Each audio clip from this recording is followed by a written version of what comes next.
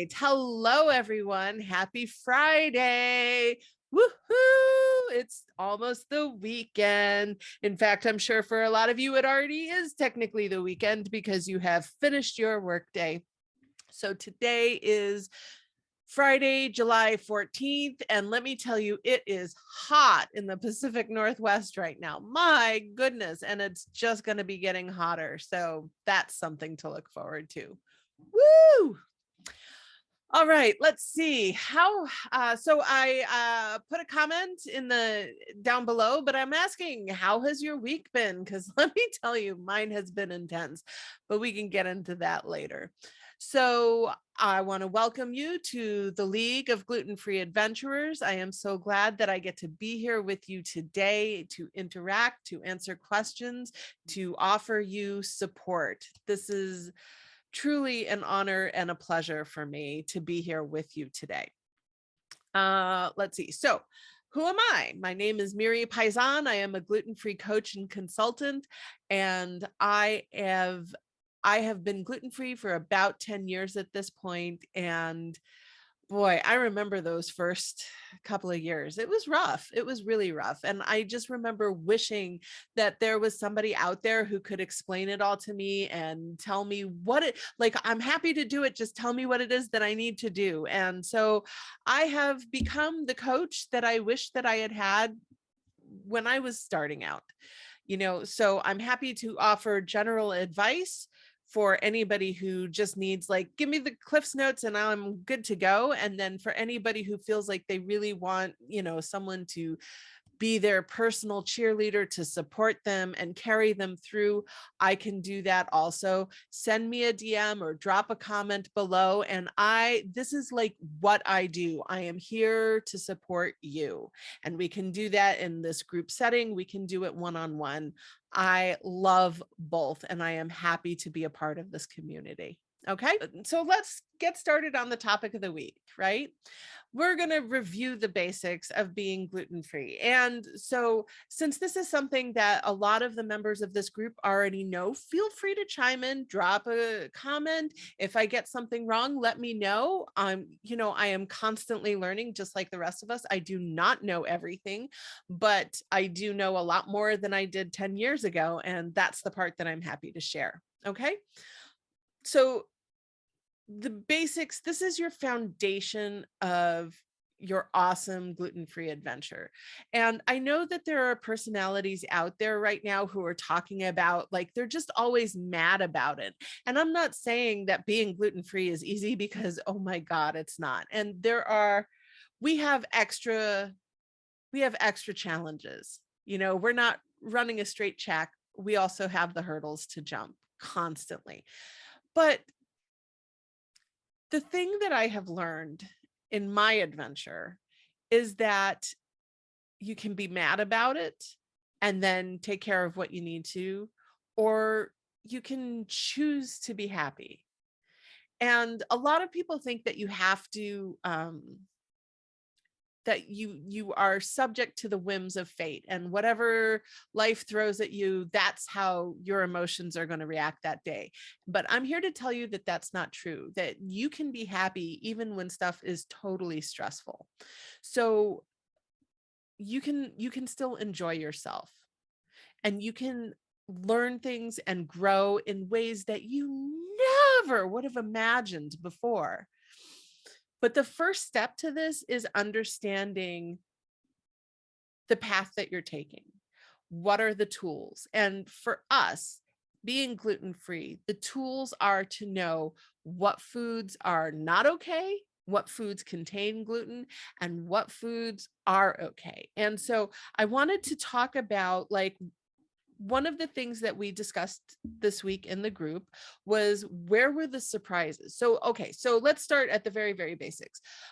Gluten is a plant-based product that comes from wheat, rye, and barley. And that's it.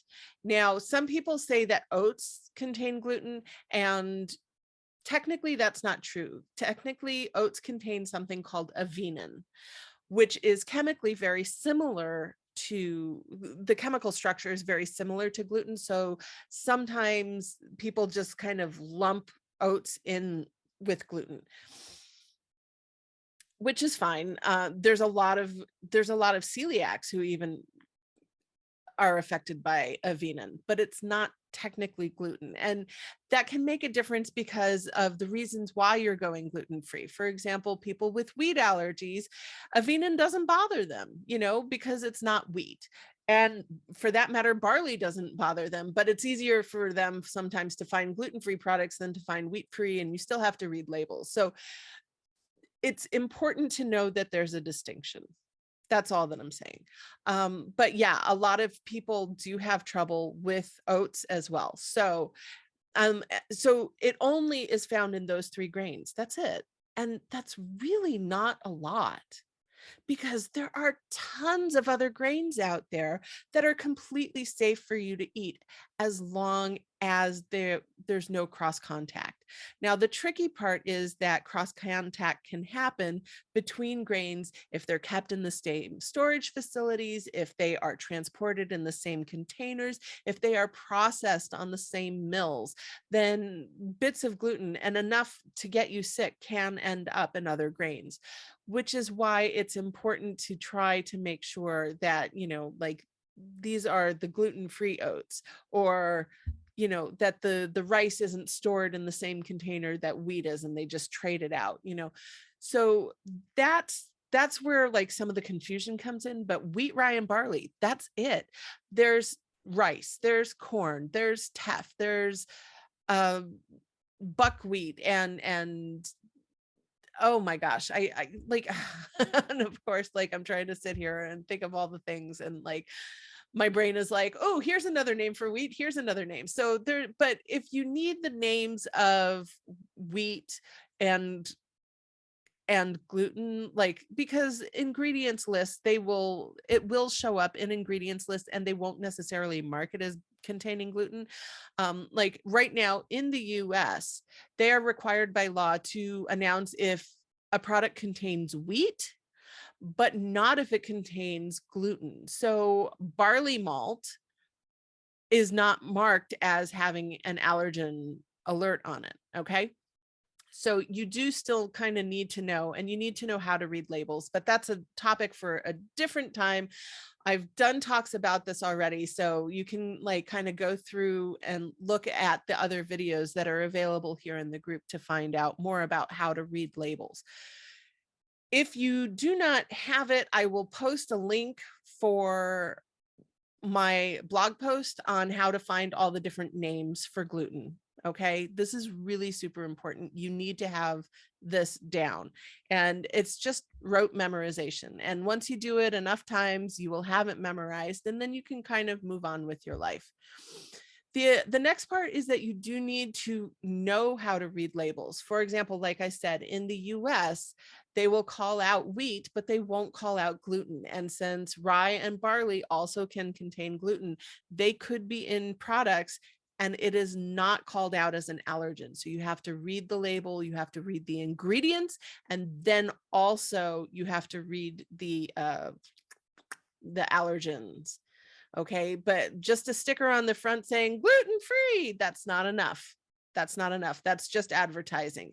The important information is going to be if the ingredients listed, whether or not it's listed in the allergen, and whether or not it is certified by an accredited or an organization, a third-party organization, such as man, I am just having a day. I've got to tell you about the week that I had. It's been intense, but the gluten-free community, there's like 3 or 4 different organizations that will accredit whether or not something is gluten-free to 20 parts per million, 10 parts per million, or even 0 parts per million. So you need to know which organization you need to be watching out for, and check for their logos on the packaging. And that's different than just a yellow sticker that says, yay, it's gluten-free, right? You want to look for the information. The other thing that you need is to understand about cross contact. which is, like I said, if somebody puts croutons on your salad and you say, I can't have that, and then they just take them off, but they don't give you a separate salad, if there are any crumbs in that salad, that still could be enough to make you sick. So you need to understand your sensitivity. How strong is this? I mean, like for me, I would not be able to eat a salad that had the crumbs in there, but my dad was also gluten free, and he but his was because of inflammation for arthritis, right? So he could eat an entire piece of bread every day and it would not affect him. If he had 2 pieces of bread, then he'd be like really sore and achy all over. So he had a much higher tolerance than I do. Uh, so yeah, so you need to understand your sensitivity and you need to understand your risk tolerance, okay? Because if somebody has, like how likely are you, how willing are you to maybe get it wrong and get sick? Now, that one, like when you first start out, you're like, I'm never getting sick again. I can't take this, but then you start realizing, well, this seems to be okay. This isn't okay. And it's going to vary depending on what your situation is. Like I said, my dad could have French fries in a that come out of a fryer that has other stuff in there, and it wouldn't affect him at all. But me, I'm not going to take that risk. I don't know what else has been in that oil. I do know that I have gotten sick from French fries before, just because it was cooked in the same oil as onion rings or whatever else. So it's about like, where is my tolerance? How willing am I to take a risk? And I got to say, like, to some degree, if you want to live a happy life, you're going to have to take a risk. I mean, as soon as you walk out the door every morning, you're taking a risk. You don't know what's going to happen. Like there could be an accident on the freeway, an airplane could fall out of the sky. A lot of times, a lot of the things that we do every day are risks. And, if you're afraid of everything, you'll never leave your bed and you won't have a fulfilling life at that point. So you need to, like, yes, absolutely. Your concern is valid. And where does that rate?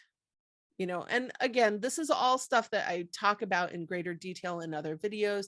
But if there's something that you specifically have a question about, I am happy to talk about it with you. So, and finally, like, this is basic. This is so important to having a fulfilling gluten-free adventure and to living a happy life with these food allergies. And this is true for any food allergy. Okay. You need to recognize that you are giving up ingredients, not food.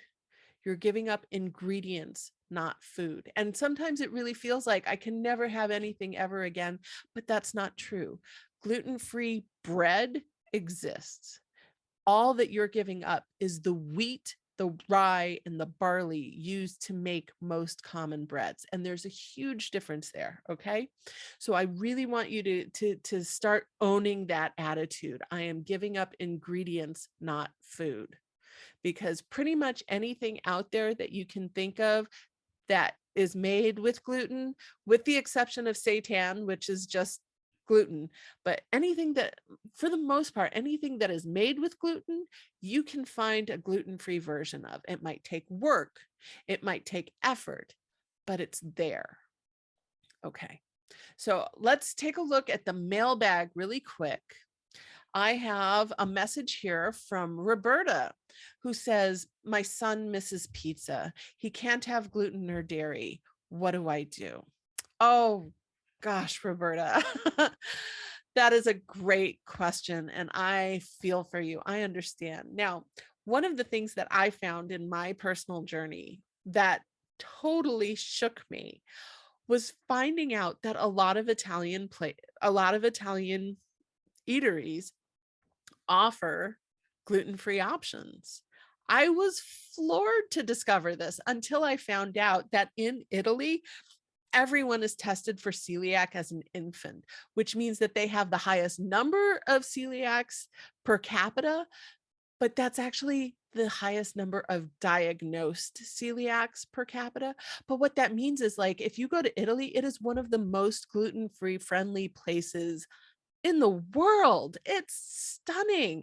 My boss at one point went to Italy for vacation, and she came back and she was like, "Miri, you won't believe it. Every other corner I saw sans gluten everywhere. You would love it." So, believe me, that is on my list of places to go to at some point, but I haven't been there yet, but I'm going to get there, right? Because it just sounds like such an amazing experience. But what does that mean for you with the pizza? What that means is two things. Number one is, don't write food off just because you think you know. Don't write it off. Go and ask questions. Number two is that a lot of pizzerias, now I live on the West Coast. I've lived on the southern part and I've lived on the northern part, right? But I live on the West Coast of the US. And along the West Coast, oh, I'm going to say about 75% of the pizzerias offer a gluten-free version. Not only do they offer a gluten-free version, but like if you tell them you have like really severe issues. Now, if you're saying this, you got to stand by it. Don't be like, I can't have any gluten and then have chocolate cake for dessert. Don't do that. Be honest with the restaurant about what your level of sensitivity is. Okay. But you can tell them, like, if you have a strong sensitivity, if you're celiac, even if you're not celiac, a lot of these restaurants now will understand the word celiac. So if you say, I need celiac level of precaution, then they will like give you an extra plate. They will change their gloves. They'll do the whole thing. Like, I found the best places to start are the ones where you like go through the line and build your own pizza, because you can watch them change their gloves, you can watch them put it on separate thing and like do the whole process, and you can like keep an eagle eye on them, and that like made me feel so much better. They even like pull stuff, they, instead of like using the same sauce, they'll like go to the fridge and open up a new jar and do it just for me. So there are options out there. Find Me Gluten Free is a great resource if you like that app. There's also the Gluten Dude app. That's another one that a lot of people like. There are differences between the two, so take a look. But search the apps and look for any nearby pizzerias. I think you might be surprised. I will also say that a lot of the ones out by me on the West Coast, they do offer vegan cheese, but you can also get it without cheese. There are some pizzas that are absolutely delicious, like a barbecue chicken one. You don't even need the cheese on it. So there are options. Not all places, but a growing number, specifically thanks to what's going on in Italy right now. And I will also say that California Pizza Kitchen, they are celiac friendly. Okay. They actually have a separate kitchen just for celiac. So they're a great option. As far as I know, they're all across the US. Mod Pizza and Z Pizza are also chains that I have been able to eat happily at and have vegan cheese on my pizza. So, oh my gosh, Roberta, there are so many options. Go check them out. You guys have a great time and let me know what your experience was like. I want to hear about it. Okay. Whew, that was a lot of information. And now for the announcement for today. My friends, I need to take some time off, but I am going to be having a fairly major surgery on Tuesday. So, if you want to pray, send prayers, I would appreciate that too. But yeah, that's what's going on. So what that means for you is that for the next 2 weeks, I might pop in a little bit, but don't expect it. But I'm not going to be doing the regular content. As soon as I am feeling up to getting in front of the camera again, I will be rejoining you. I am not leaving you. I am not abandoning you. I am simply taking some time to heal and to rest and to choose life. Yeah. So that is everything that I have for you this week. I thank you so much for inviting me into your home and or onto your phone or wherever it is that you're watching from so that we could spend this time together. I hope that you have a beautiful weekend. I hope that you have a beautiful week and month and take very good care of yourself. You know, you are precious and your life is precious. And I want you to enjoy it as much as you can. And I will see you when I see you. All right. Take care, everybody.